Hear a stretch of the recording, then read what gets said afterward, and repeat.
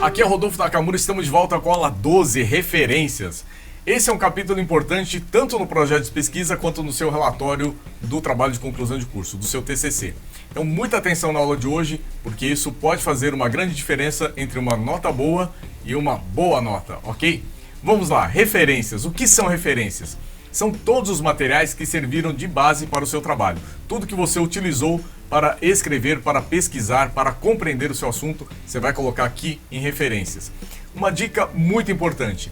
Todas as obras que você citou no projeto de pesquisa, você pode citar no seu relatório final de TCC.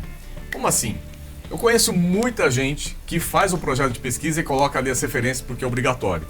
Às vezes o orientador esquece, ou o aluno esquece de colocar todas as obras que estão no projeto de pesquisa, colocar no relatório final.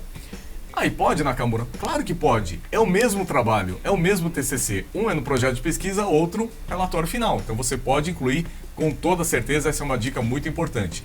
Eu já vi trabalhos que o projeto de pesquisa tinha referências incríveis e no relatório final eles simplesmente não estavam lá, tá? Uma outra dica de ouro muito importante. Você pode colocar todas essas publicações que não foram citadas no seu trabalho, mas que você julga importante na sua formação. Tanto na sua formação relacionada ao seu TCC, quanto do seu curso em si.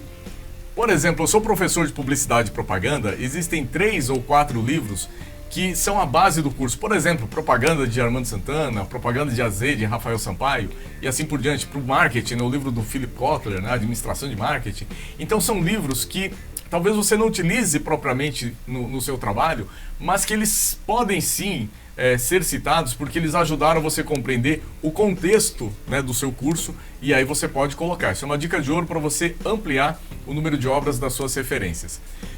Algumas dicas super quentes. Lembrar de incluir livros de metodologia. Gente, isso é tão básico, tá? Isso é tão elementar, né? E às vezes eu fiquei até sem palavras, né?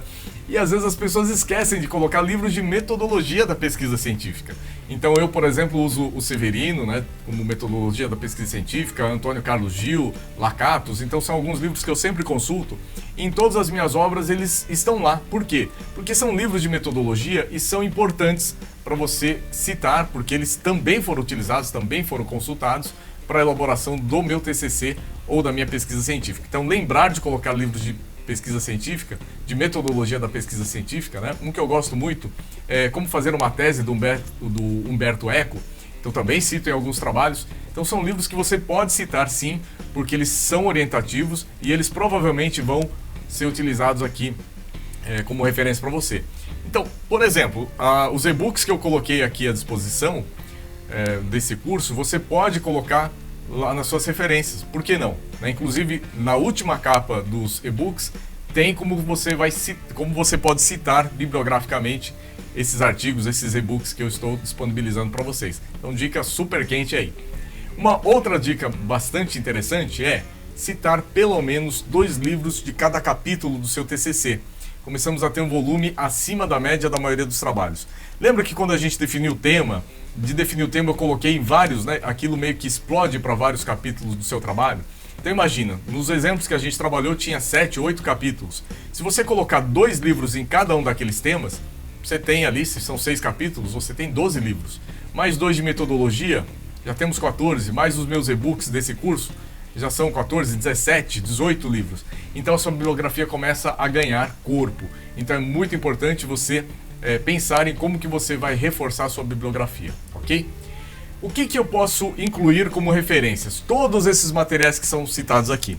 Posso colocar livros, periódicos como revistas, jornais, anais de congresso, artigos científicos, monografias, teses, filmes, documentos sonoros como música, podcast está muito na moda, trilhas sonoras, até partituras, eventos como palestra, curso e treinamentos, eu posso citar nas minhas referências.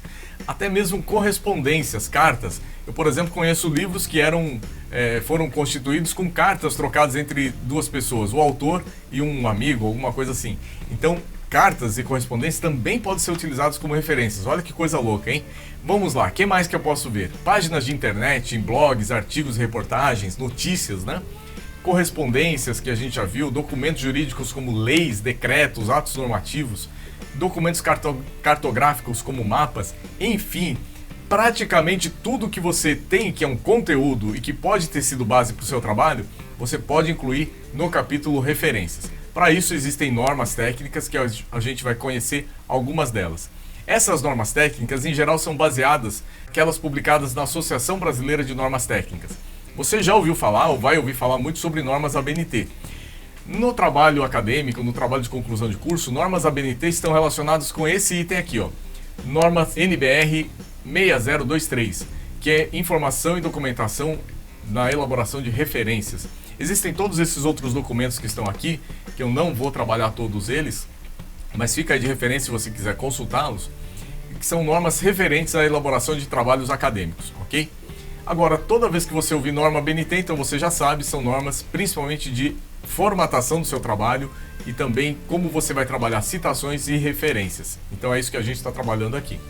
Agora, atenção, as normas ABNT, elas são muito complicadas de serem entendidas para a maioria das pessoas, tá? Você tem que ter uma disponibilidade para ler, entender, estudar aquilo ali. Então é muito comum que as instituições de ensino tenham suas próprias normas, que internamente a gente vai falar que é normas ABNT, mas é uma simplificação da norma. Então é muito importante você procurar a sua biblioteca ou até mesmo o site da instituição, onde essas normas estarão sendo publicadas. Em geral, elas oferecem facilidade, são normas específicas da sua instituição, em geral são baseadas em normas ABNT, mas de um jeito mais simples, tá? Então, muita atenção, procure logo no começo do trabalho as normas da instituição. O seu orientador tem essa informação, ou a sua bibliotecária da instituição de ensino, e é muito comum essas informações estarem no site da sua instituição de ensino superior, ok? Aqui eu trouxe exemplos de como que a gente vai colocar as referências. E coloquei livros, porque livros é muito utilizado.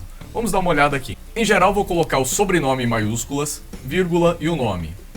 Coloco o nome da publicação do livro em negrito, a edição, a cidade da editora, o nome da editora e o ano da publicação. Pessoal, todas essas informações estão na ficha catalográfica dos livros. Então lá pela segunda, quarta página, são sempre páginas pares, dê uma olhadinha que vai ter lá, ficha catalográfica. Você vai reparar que na ficha catalográfica a informação aparece semelhante ao que está aparecendo aqui. Coloquei aí no exemplo um livro que eu escrevi em 2009, então tá ali, Nakamura, Rodolfo, mídia, como fazer um planejamento de mídia na prática em negrito, primeira edição, São Paulo, Farol do Forte 2009, porque a editora Farol do Forte é sediada, é baseada aqui em São Paulo, por isso que eu coloco aqui a cidade onde a editora é sediada. Essas informações estão na ficha catalográfica, é uma dica importante. Na hora que você está fazendo o fichamento, você já copia essas informações na sua ficha, ok?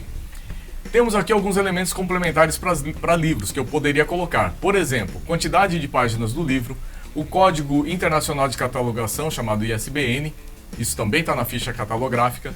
E se for um título estrangeiro, né, em língua estrangeira, você pode colocar o título original, no idioma original do livro, e também informação sobre quem foi o tradutor. Gente, todas essas informações estão na ficha catalográfica, ok? Um segundo aspecto aí que a gente tem é de internet, que é cada vez mais utilizado, por isso eu coloquei aqui como exemplo. Como é que eu vou citar referências de sites de internet? Vou colocar da mesma maneira o sobrenome do autor da reportagem, do artigo, enfim, aqui eu tenho como primeiro exemplo um e-book, né? Então coloco ali Alves em maiúsculo, sobrenome em maiúsculo, depois o nome em minúsculo.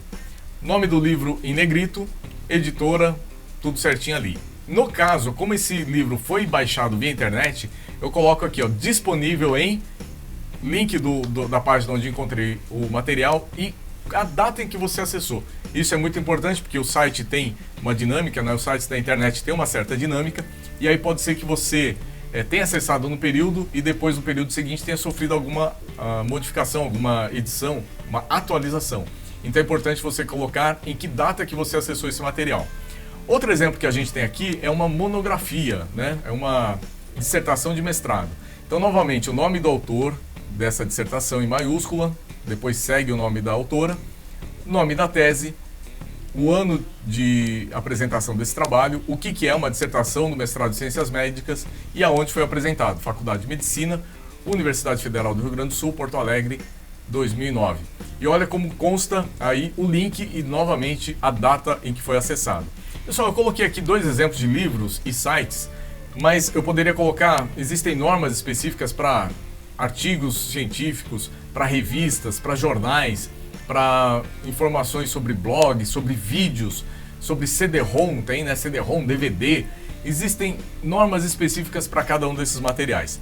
Eu recomendo que antes de você sair procurando as normas da ABNT, vá realmente na instituição, pesquise se não tem um material de referência específico da sua instituição sobre como constar cada um desses elementos. Eu coloquei esses dois exemplos para que você tivesse uma ideia de como essas informações aparecem no capítulo referências, ok?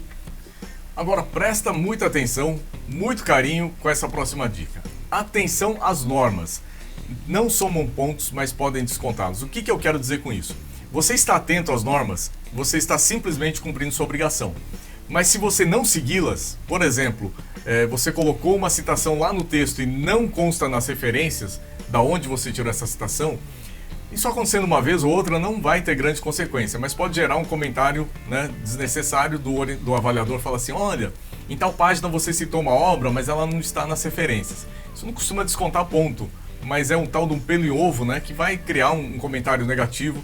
Isso, né, é um pouco desagradável de você ouvir na banca. Agora, se isso acontecer com frequência, são duas situações que passam na cabeça do avaliador. Tem um monte de citação que não tem referências. Eu acho que esse aluno copiou o trabalho de uma outra pessoa e aí ele copiou o trecho, mas não copiou as referências. É a primeira coisa que se passa na cabeça do professor. Se, de repente, for um trabalho original que você fez direitinho, mas colocou muitas citações e não incluiu nas referências, então isso pode ser considerado um desleixo, um descaso, uma falta de capricho, uma falta de atenção, para não dizer mais coisa, para ser o mínimo. Então isso também, aí se isso acontecer com frequência, pode criar uma animosidade no avaliador e aí sim ele pode descontar a nota. Agora, conforme eu estava comentando com vocês no começo dessa aula, eu reservei duas historinhas para a gente encerrar essa aula de referências. A primeira, eu estava orientando um trabalho sobre bossa nova e aí tinha muitas referências. Os alunos colocaram biografia dos entrevistados, tinha muita entrevista, era um programa de rádio, então foi feito com muita entrevista. Constava biografia, constava informações sobre o movimento, então livros que falavam sobre esse movimento, né, livros sobre música, era muito interessante. Mas eu cheguei e fiz uma indicação. Primeiro, coloque livros que falam sobre metodologia da pesquisa. Ó, pontinho de acordo com o que eu falei aqui para vocês. Coloque livros sobre técnicas de entrevista. E também vamos fazer o seguinte, colocar 2 ou 3 páginas no seu TCC que fala sobre o contexto histórico do Brasil naquele momento em que nascia a bossa nova. Os alunos entenderam direito, acharam que não era muito importante, mas seguiram e colocaram ali. Com isso, a gente acrescentou mais 3 ou 4 livros de história. Olha só que interessante. Pessoal, na banca, o professor avaliador já estava encantado com aquele processo, né, com aquele projeto. Já tinha feito diversas observações, mas olha o que ele falou ao final. Como cereja do bolo, vocês tiveram cuidado, tiveram zelo de falar sobre o contexto histórico do nascimento da bossa nova. Eu adorei, inclusive, as referências de livros que vocês colocaram. Eu fui consultar, são boas referências. Parabéns ao grupo, nota 10. Olha só que coisa bacana. A segunda história aconteceu depois desse primeiro, né? E é um pouquinho chato, né? Mas eu geralmente gosto de acabar a aula com um up. Mas olha só, como alerta, eu vou colocar como segundo. Depois que eu tinha tido um grande sucesso, né, com essa orientação, eu fui convidado por um aluno a fazer uma banca, porque ele acreditava muito no meu trabalho. E até por uma questão de agradecimento, eu ter ajudá-lo na diagramação e na produção de um livro, né? Que era o trabalho dele, era um livro, também do curso de jornalismo. Ele me convidou para fazer parte da banca, contando que eu ajudaria, inclusive, a melhorar a nota dele. Quando acabou o projeto, a avaliadora que estava do meu lado era uma bambambam, doutora em rádio e um monte de coisas, e ela se achava a professora e a avaliadora. Quando acabou o projeto, a apresentação, ela me cutucou e falou assim, Nakamura, eu não tenho nada para falar desse projeto, ele está muito bom, o que eu faço? Eu falei assim, tem que seguir teu coração, né?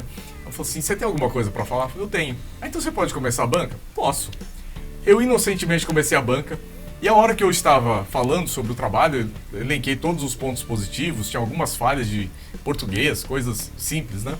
Mas aí no final eu lembrei da orientação que eu tinha do trabalho da Bossa Nova e falei assim, olha, eu só senti um pouco de falta de livros na parte de referências. Aí o aluno falou assim, não, então, mas eu comentei que quando a gente estava fazendo esse livro sobre esse artista, tinha poucos livros que falavam sobre ele, sobre a biografia, então a gente realmente não encontrou nada sobre esse músico. E aí, olha só o que eu saquei. Você poderia ter colocado um contexto histórico, né, do momento principal da carreira dele. Lembrei do assunto de Bossa Nova. Outra coisa, você poderia ter incluído também livros de metodologia e até livros aqui do curso, né, de referência do curso, como fazer uma reportagem, etc. e tal. Eu fiz esse comentário, lembrando da experiência anterior de grande sucesso, e olha o que aconteceu. A avaliadora olhou para mim, ela se iluminou, e quando ela foi falar na sequência, naquele ego todo, ela disse o seguinte: concordo plenamente com Nakamura. Esse projeto é muito fraco em referências. Eu acredito que você realmente deveria seguir todas as orientações que o Nakamura falou. Faltou mesmo, faltou ideia para você. E eu acho que esse trabalho só não está perfeito por causa disso. Pessoal, quando a gente foi fazer a reunião, ela queria reprovar o trabalho. Eu falei, não, peraí, a gente pode negociar a nota para menos de 10, mas o trabalho está muito bom. Ah, mas a questão de referências é muito crítica em trabalho de conclusão de curso. Eu acho que ele deve ser reprovado. Eu falei, não, gente, pelo amor de Deus. Negociamos, ele passou, mas obviamente a nota que ele esperava era mais do que 8,5. Ele perdeu 1,5 ponto por causa das referências e porque eu fui muito inocente, acabei dando corda, acabei dando motivos, né? Acabei dando argumentos para a avaliadora que estava simplesmente sem argumento porque tinha adorado aquele trabalho. Então olha só como a questão de citações e referências podem descontar nota caso você não faça o trabalho corretamente. Então coloquei algumas dicas muito importantes. Coloque livros de formação geral do seu curso, livros sobre metodologia ou livros que falam da técnica que você está apresentando. Daquela maneira que a gente definiu o problema e a gente explodiu o conteúdo em vários capítulos, coloquei uma dica importante. Coloque 2 ou 3 livros, eu coloquei pouquinho, né? 2 ou 3 livros de cada um capítulo. Você terá de 12 a 13 livros só nesses capítulos.